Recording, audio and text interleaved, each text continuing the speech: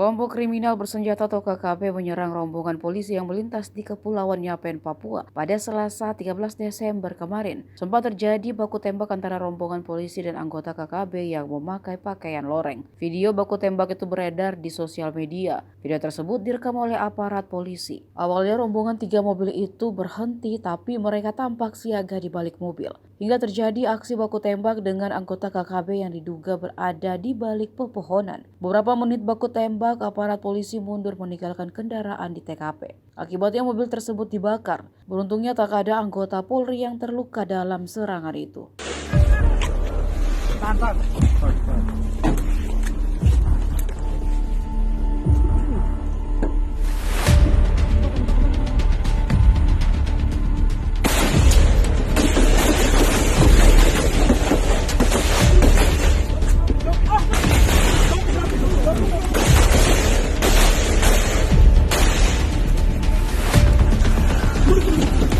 Kami balas dendam. Inilah akibatnya.